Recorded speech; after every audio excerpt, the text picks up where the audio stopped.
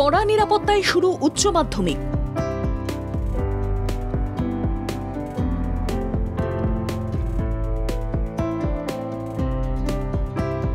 সুষ্ঠু ব্যবস্থাপনা আর শান্তিপূর্ণ পরিবেশের মধ্যে সোমবার থেকে শুরু হয় উচ্চ মাধ্যমিক পরীক্ষা। এবারই পুরনো সিলেবাসে পরীক্ষা দিলেন পরীক্ষার্থীরা, কারণ 2026 থেকে সেমিস্টার পদ্ধতিতে পরীক্ষার ব্যবস্থা করেছে উচ্চ মাধ্যমিক শিক্ষা সংসদ। এবার 5,09,000-এর কাছে পরীক্ষার্থী পরীক্ষা দেন। সকাল 10টা থেকে কঠোর নিরাপত্তা নজরদারির মধ্যে পরীক্ষা শুরু হয়। সকাল 10টা থেকে পরীক্ষা শুরু হয়, শেষ হয় 1টা 15 মিনিটে। 2089টি জায়গায় কড়া নিরাপত্তায় পরীক্ষা দেন পরীক্ষার্থীরা। 798টি পরীক্ষা কেন্দ্রে ছিল মেটাল ডিটেক্টর। পরীক্ষা কেন্দ্রের মূল গেট ও পরীক্ষা কেন্দ্রের সুপারভাইজারদের ঘরে ছিল সিসিটিভি। পরীক্ষা কেন্দ্রে প্রশ্নপত্র খোলা হয় কড়া নজরদারিতে।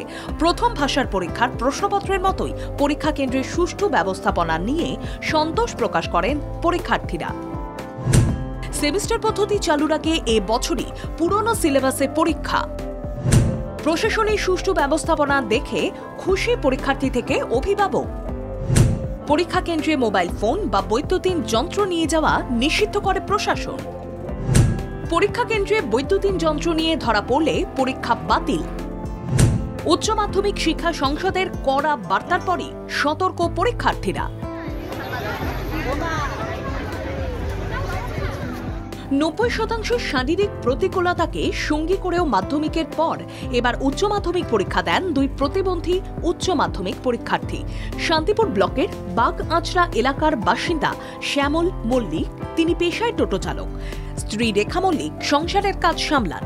তার মধ্যেও তিনি কন্যা সন্তানের মধ্যে 2 কন্যা সন্তান। 90% প্রতিবন্ধী হওয়ায় অনেকটাই ধৈর্য রেখে জীবনযাপন করতে হয় তাঁদের। বাচ্চাদের নাম আছে রুমা মল্লিক, ঝুমা মল্লিক। হাঁটা চলা করতে পারে না, একজন কথা বলতে পারে না, ঠিক মতন।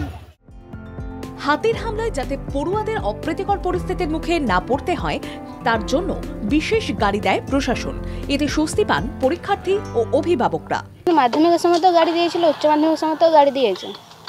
অন্য সময় আমাদেরকে সাইকেল নিয়ে টিউশন স্কুল যেতে হয়, তখনও ভয় লাগে, কিন্তু এখন আর এতটা ভয় লাগছে না, কারণ গাড়ি দিয়েছে তো। গাড়ির ব্যবস্থা করেছে, তাই আমাদের ভয় নেই, কারণ গাড়িগুলো আমাদের ঘরের কাছ থেকে নিয়ে যাচ্ছে এবং সেন্টারের কাছে এনে দিচ্ছে, এবং পরীক্ষা শেষে বলেছে যে ওখান থেকে একদম বাড়িতে পৌঁছে দেবে। হ্যাঁ, আতঙ্ক কিছুটা কেটেছে। পরীক্ষার টেনশন ছিল, তারপরে আবার ভেবেছিলাম যদি গাড়ি না দেয় তাহলে যাওয়ারও প্রবলেম আছে, সেই জন্য একটু আতঙ্কে ছিলাম। তো কালকে শুনলাম যে হ্যাঁ সবাইকে গাড়ি দেওয়া হচ্ছে, তাই একটু খুশি হয়েছে।